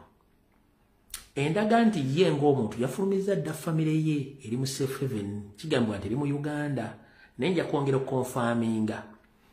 Naye ate Uganda secretly Museveni under these guys is supplying weapons to Paul Kagame. And this week on Tuesday Museveni supplies weapons to Kagame which were used in Congo. That's why you see when you are good at watching social media platform, mostly on TikTok, the labels of M23, they are using more advanced weapons. Which weapons are coming from Uganda? Museveni sent advanced weapons via military choppers, which took those weapons on Tuesday to Kigali. And I did the international community to get to know this information. On Tuesday of this week, Museveni supplied weapons to Rwanda, which now are being used in Congo. So they are conniving because Museveni is using the taxpayers' money. They want to create their own country in Congo, mostly in the region of Goma and other areas which are rich in minerals, because that is their income. And they have been doing that all along. So the war between Congo and Rwanda, including Uganda, this is not just a war. No. It is an economic war, aggression, and the other hidden missions. And the world must know. Because Kagame used to deny that he is not supporting M23, as well as Museveni the same. But right now, the information is out. Buli kimu kiri ku mmeeza. Ekisinga okuluma nti ffe bannayuganda abatali mu bintu bino tugenda fiirwa ensimbi zaffe n'obulamu bwaffe n'obutabanguko. Naye ate oli ajja kubuuza lwaki mwogera ku nsonga z'e Congo muzifuniramu wa? Tuzifuniramu wa wano? Abaganda bagamba nti bw'obanga ogoba musajja munno leka mwezi n'akuzza. Bw'obanga ogoba musajja munno leka mwezi n'akuzza. Kagame bwe yali ajja mu buyinza yajja na muliro. Museveni bwe yajja mu buyinza yajja na muliro. Kije batinkule Congo batinkuzzayo muliro gooza be Congo basiika binyewo basirise. Bwe twagerera olwala eggwanga lya Angola erya South Africa basindise amagye n'ebyokulwanyisa. Government ya South Africa yagambye nti eyagala bwagazi badde mbakube essasi ne bwe libali mbalikube ku musirikale we South Africa. Tebanse bakubira akasimu babuuza nti mwasibye muti eyo mujye baliko gye mutuusaako engalo. Bagenda kukubira Omunyarwanda nga nenda bugisimu fungizi. Bino bigambo si byange. Wulirako buulizi wano. Has issued a stern warning to Rwanda. She says firing at South African troops will be seen as a declaration of war. As we said, 13 SNDF soldiers died in skirmishes with M23 rebels, and Rwanda is accused of backing the M23 rebels at war with DRC government forces. There's also discussions which include Rwanda, because it is alleged to be also one of the big perpetrators, and that's why we're keeping communications with them, and they've been friendly. There's been no hostility between us. It's just that at that stage when they were firing above our heads, the president did want them to say, if you're going to fire, we'll take it as a declaration of war, and we have to defend our people. And that's when the firing also stopped. Bagambye Pilato addemu akuba essasi limu likwate mu South Africa omu bagakube nga bagatanuliza. Bajja mubuulira lwaki mweri we ate mwoza simayi mweri bwe bajja bakuba nna bugisimu fungize. Ekyo si kyekikulu, ekikulu kiri luddawa. ekitava ku ssengejjero wattu kifuuka Wankindo.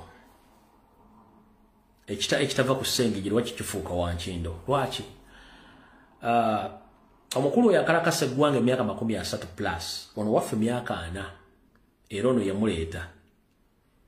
Naye bonna balina ekintu kyekimu mu nkola yaabwe. Balina akamanyira kasumagiza eyalira. Bwalinda n'eyalira.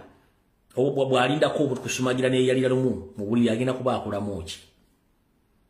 Bakozesa nnyo amaanyi ate balowooza okutiisatiisa ky'ekintu ekikulu ekisinga obungi. Munnayuganda wonna w'oli kimanye nti singa abasajja bano bakozesa arrogance yaabwe kigenda okuva ne kigenda sibira Kampala. Kino nkikugamba. Okusinziira ku mapu gy'embalazi bano abasajja bakola ebintu bino tulowooza nti babasiika binyeebwa otolo lugenda kusibira Kampala. Gwe kiki ekigenda okuyamba? Bannakongo bole bagenze mu kibuga Kinshasa ne bakyambwa buli kimu. Gwe mulimu gwo mulina okuba kati kunoonya buli muntu yenna akwasaganya NRM n'ebitero byabwe na buli kimu mulumba mugenda ku State House. Nyongera okubajjukiza nti intelligence ya pirate mugamba nti amagye bitundu anaku buli 10 byakoowadda gavumenti ye. Amagye bitundu anaku buli 10 mu gavumenti ye byakoowadda. Intelligence ya Museveni yabagamba eri ku 67% bakoowu. Kyovola banti atuta amagye n'aga deployingayo naye nga omukudiga deployinga surprise zonna oba bintu by'okulwanyisa byonna sirole babiyingiza babikwasaganya M23. Congo erina evidence buli kimu ekyakiterese esirise. Kati singa kabalukane kajjeeno temusubira nti amagye ga Uganda gagenda ku involvinga okuyimiza bannayuganda bakoowu bazibu bano kye batamanyi. Kati njala bagamba ekigambo kimu buli muntu w'oli anti obadde oyagala protest vote nga toyagala genda mu kalulu. Fuuyira kanwe bana abasajja babiri basiriwale bakole kibaagala okukola nga bakikola basindikiriza olutalo gy'ekiwuli ekinava mu yebiraka. Bajja kiwuli ekinava mu yebiraka. Kati gwe omuntu ogenda kukolera luddawo omulimu gw'omutuufu. Omulimu gw'omutuufu gw'oguno.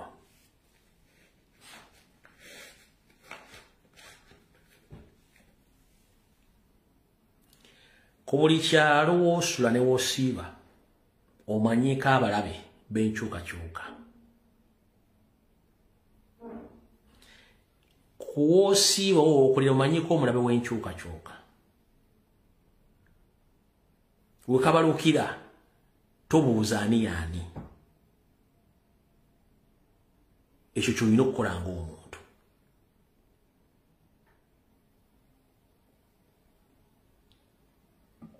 We kabalukira tobuuza ani yaani. Tugenda mu kalulu kano protest vote. Nye tetwandiyagalina katuukamu. Gwe kennyini ng'omuntu osobola okuteekawo enkyukakyuka. Teweetaaga munnabyabufuzi kuyambako. Kubanga munnabyabufuzi banoonyi ba mirimu. Osobola okwetuukira ku kintu kino. Gwe ky'oba omanya Museveni ne banne bali ku kawuzi n'ensimbi tebalina. Ate buli kimu abantu babakooye. Gw'olaba diversion zisusse ng'omanya nti waliwo ekitambula. Bannayuganda bannakabala babajjawo omu ku omu nga bayisawo ebyabwe mwe musirise. Enkalamba nnyonnyodde z'abalonzi waliyo za NRM. Executive Commission teziriiwo. We ziri byuma tebikola. Tewali akyogerako. Ba RDC ne bakanda ba NRM bali mu kuyita mu byalo nga bagenda bagamba abantu batakola ki. Nti bafaayo enkalamba lode ziri buli kimu bagenda bakikola. Kati kyo njagala okubagamba nti mwetegereze nnyo abantu bano. Ompuya bulungi nnyo. Mukulu Aruna ka animolo, Aruna Kasolo. Nkulabula omulundi ogusembayo. Otambula mu bitundu byonna e Masaka ng'ogenda okuba campaign Ssaabasajja Kabaka yakuwanzeeko eddusa ogende oddemu weesimbewo okolere bantu mu kitundu ekyo. Aruna Kasolo. Nsuubira nti ebyobufuzi obijje birina okubeera kubanga gw'omu ku bantu abadde tebabeera mu bintu bya Buganda.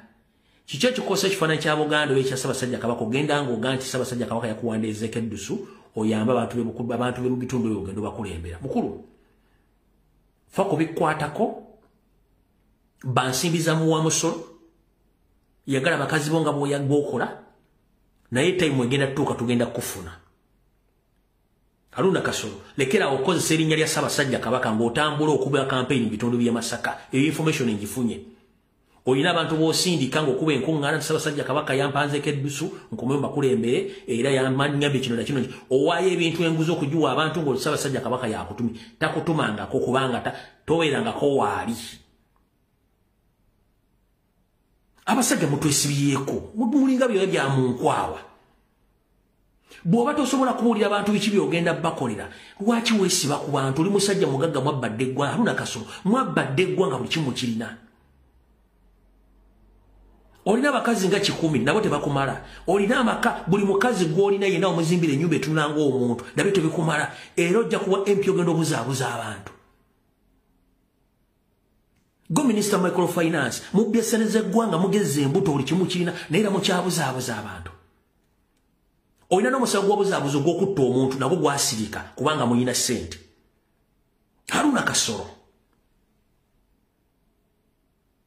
oyagala nkutandikeko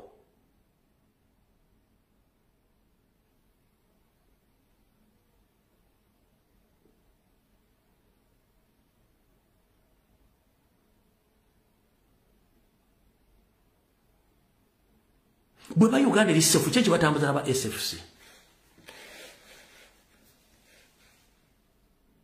bwe ba Uganda erisefu wayi mutambula n'aba polisi n'abamagye bwe ba erisefu bwe mumala okulwala enziku zammwe oba siriimu wammwe amalagala mugakima South Africa mugakima mu America bannayuganda bo omusolo bo bajjanjabira oddawa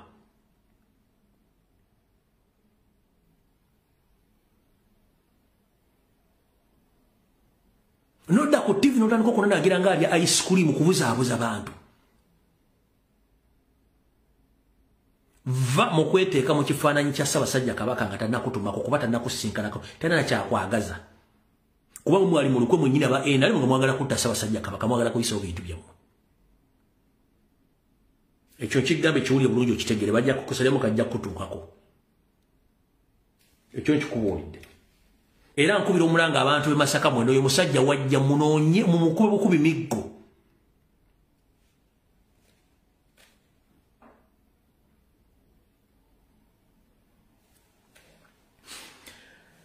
kati omukulu ono Piraato alina ekizibu kimu Piraato yeeraliikirira ali e Rwanda essaawa zino okimanyi bulungi buzira saa 12 badiployinga amagye mu kibuga Kigali ebbaluwa gye bawandiise gye mwalabye eyagenze ku mitimbagano yavudde mu yavudde mu Prime Minister's Office kanji basomere mu juulire bulungi tumutegeere pressure kyeriko ebbaluwa esoma bweti ng'amaze okutegeera yagambye bw'ati in the light of recent development and the intents of this preventing national stability, I'm issuing an urgent directive for immediately redeployment of all military personnel stationed in the border towns effectively, immediately. Akugambye nti okusinziira ku mbeera eriwo n'okubeera obwetaavu obw'okukuuma ebintu n'ebintu by'abantu n'eggwanga eryo ye nga Prime Minister ayagala kutegeeza awadde ebiragiro ebirina okukolerawo okutegeeza amagye gonna agali mu ggwanga eryo okuteekebwa ku nsalo z'eggwanga eryo n'ebibuga bonnambiro. Jjukira ne Museveni amagye gonna agatutte kati agasinga obungi galiraanye Congo. All units must withdraw and regroup in the capital to secure the government institutions and crucial infrastructures. Nti amagye agamu gonna gajjibwe mu bitundu gye gali gaddemu geegatte wamu gateekewe mu kibuga wakati okugezaako kukuuma ebizimbe bya gavumenti saako n'ebifo eby'enkizo mu ggwanga eryo ng'omanya puleesi erinnyo munnyo gulinnya. This decision has been made to ensure the protection of the nation's leadership, key administration functions and vital state assets. Nti okusalawo kuno kukoleddwa okukuuma ebintu by'eggwanga ebyo byeyambisibwa mu bukulembeze ebyeyambisibwa mu kuddukanya eggwanga obutabifiirwa mu bwangu obw'ekitalo. Your shift and coordinated actions in this crucial in the maintaining the integrity of our government and uphold the national security during this crucial time. Alinga abegayirira nti okukola kwabwe obutassa mukolo mu mbeera eriwo essaawa zino okukuuma ebintu n'ebyokwenda by'eggwanga bya mugaso nnyo mu kaseera kano akaakatyabaga. Agenda mu maaso n'agamba commanders are instructed to organize an orderly withdrawal, ensuring that all personnel and equipments are accounted for and transported securely. Further directive regarding the assignments and the operation strategy within the capital will be communicated upon arrival. Bakugambye abaduumizi bonna baweereddwa ebiragiro okuddamu okuteekateeka n'okufuba okulaba nti abasirikale bonna n'ebyokulwanyisa byonna bibalibwa bulungi nnyo era bitambuzibwe mu ngeri ey'ekikugu, era ebiragiro ebirala ebinajja okuyambako okubategeeza biki n'enkola gye bagenda okukolamu okukuuma ekibuga ekigali kijja kuba bibategeezebwa nga buli kimu kimaze okutuuka kirina okubeera. I trust in your discipline, professionalism and unwavering commitment to the nation. Abagambye nti yeesiga nnyo empisa zaabwe empisa zaabwe saako empisa zaabwe saako n'obukugu bwabwe mu nkola yaabwe y'emirimu ku lw'eggwanga lyabwe. Your duty at this moment is of the utmost important. Abagambye nti obuweereza bwabwe mu kaseera kano bwetaagira ddala era bwa mugaso nnyo. N'agenda mu maaso n'abagamba, and I expect full compliance with this directive, ensure safety and continuity of our government. Abagambye asuubira enkwasaganya yaabwe oba enkolagana yaabwe ku biragiro bino byaweddwa okuba nti buli kimu kitambula bulungi okusinziira ku nkola yaabwe eya gavumenti.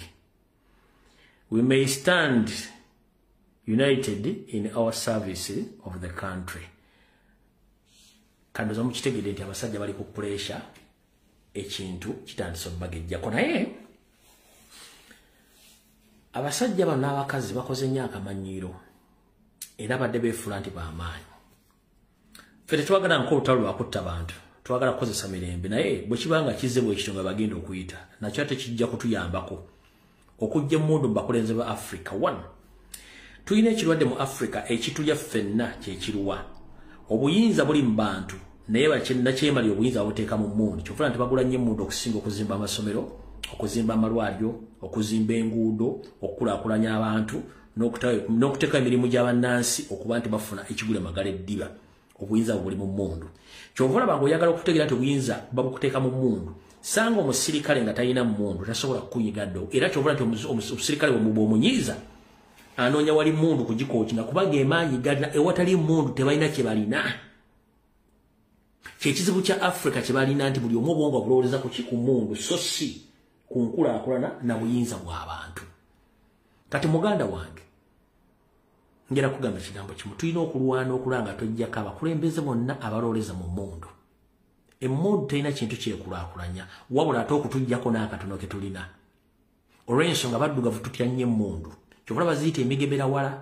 Olunaku lwolekera ku makya ng'ofugibwa mateeka so si mmundu, ojja kwagala osigale mu nsi nga ne Katonda laba bakulwazizaamu ssenyiga ogamba Mukama sooka ondeke munene ebyokumaliriza. Naye mu nsi mw'oli essaawa zino ne bw'olwaloga Mukama ntwala kubanga byenda by'okoze eki bimala. okutwala ettaka bakubisa mundu okubba sere za gavumenti bakubisa mundu okwata abantu abemulugunya bakwatisa mundu okutemula bakozesa mundu yensonga lwaki baga nti bo bakozesa mundu okutwala obuyinza awo Africa wekyalemedde okulaakulana n'okufuna ebyamakulu mwenna bali mu nsi ezikulakulanye kazi bizinesi z'obuwalabu oba mu Asia oba mu Europe emundu okusanga omusajja n'emundu kiba kizibu nnyo era ensi ezirimu emundu z'ensi ezirimu obutabanguko so si ensi ezajja obutabanguko tezisa amateeka okukola ekyo nakyo njagadde mukitegeere bulungi nnyo so kati omusajja oyo bali mu panic naye nze olwaliro njagala bagamba ekigambo kimu nfuuyirira zirwana nange nfuuyirira zirwana Museveni juwa omuliro Kagame juwa omuliro lumba njagala mulumbe nange nfuuyirira zirwana mugende bambi mukube bambi anti amaanyi mulina mangi nnyo ffe tetulina amaanyi tubalindidde wano ku gulawundi mugende mukube mutte mwagala naye nga babulidde intelligence eriwo ku bintu bino essaawa namulanga ekintu kyedomodde gwewootandikira tobuuza abatabaddewo mu myaka giri egy'ekinaana kambanyumezeemu katono simanyi bakuno kuliko abantu abalina ebintu bye baluutinga mu lutalo mu kukyusakyusa waliwo akyalina TV oba firiji oba stove oba ekintu kyonna kyeyaluutinga obuluutinze mu gavumenti nga zikyuka mujja kujja mu inbox ye muŋŋambe mayi bamanyi mmwe bwe njogera nokukitunga mujja omuntu yenna yaluutingako nga gavumenti zikyuka myaka gy'ekinaana awo kajjamu okutumiddeko obanga olina ekintu kyewaluutinga nga kiwakibba bubbi ku luutingi kajjamu okutumiddeko ate bangi babirina kati babbanga blanketi stove TV radio olina jja nga akutte TV olubuto lunene nga jja naye ajjadduka ava jijja mu dduuka bannayana Uganda kati nabano bambi mugende maaso bambi nze mbawagira nze ndikusaidia mukube mundu bakube nze mbawagira mukube ate mwina basapota nze kati nze mbawagira ndikusaidia mukube abantu abo bakube for the first time I'm going to support you guys. Go ahead, continue. Mugende muwambere kishangane muwambere nekishasha bojuwambe banga mutuyambe ko bambi nze kusaide at this moment leader mwe I support you guys mugende mbakube mbakbemba kina bamu yebira kamujja cyulya kati ndowooza ebisigadde ng'obudde bugenzi tujja bikwasaganya ku lunaku lwe nabanfunye obudde okudda okwogera ensonga ezo eddakiika zo ziweddeyo sigenda kutama simu lw'obudde obwo naye nga kyolina okumanya kiri ekigambo kimu buli muntu yenna w'oli koza kamanye ng'akoza n'owebbwa nti embeera nga bw'eri si nnungi ndowooza byebyo nfundikira mbaga muve ku diversion zigenda mu maaso mu ggwanga muzeesonyiwe vidiyo ewedde tusinkane olunaku lwe nabanjagadde okudda mutanabbi muli bulange Mengo temunyiiga ne lunaku nabanjagadde okudda asobola okudda mukama bankuumire mweraba naye nga Dr. Ruth Acheng Dana Atwine Monica Musenero bambi ekirwadde kyamwe mukizzeeyo mutuyambe muleke ensi etambule Dana Atwine Monica Musenero yalete Messe Nsenero Ruth Acheng muze ekirwadde kyammwe bulijjo virus tuziva Congo si Sudani ate Sudan teriyo kirwadde kyonna mubadde mufuma mpox in fact let me tell the public omusajja gobaga gobasi bamuse busso oyo ne doctor gobasse nga baagala okuteekawo ekintu ekyo so ne basasula Al Jazeera basasula BBC broadcasting amawulire ago kankyogere mu luzungu. The Minister of Health in Uganda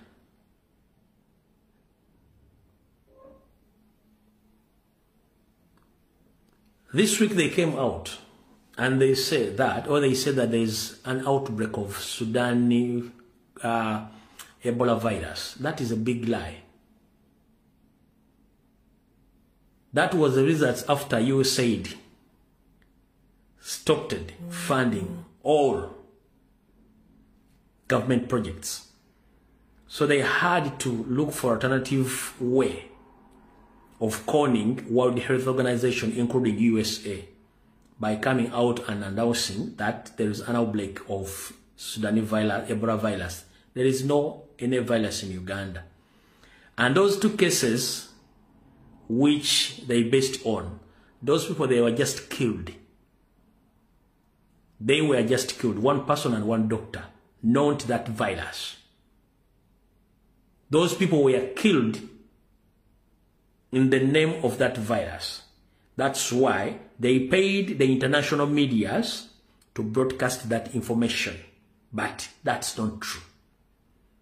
If you want to prove this, go and meet those people. Let them give you those bodies and investigate. They will get to know the truth. But if not that, those people are bandits, mafias. They are just looking for money. Muzeyi chibadde chamwe fitutijja bigula mwagala tuteka muloko dawuni mutulemesa okulonda mumuyise mufune sente ekyo chamwe fetubivuddemu ebyo video ewedde batumeddeko Dr. Ruth Achenge Monica Musenero ne Dana Atwine mugende munoonye emirimu muve mu gavumenti obubbi bususse video ewedde mu Mukama bakuume tujja sekana ku Sunday ndowooza siko kiri ya ndaba nfunya amaanyi mweraba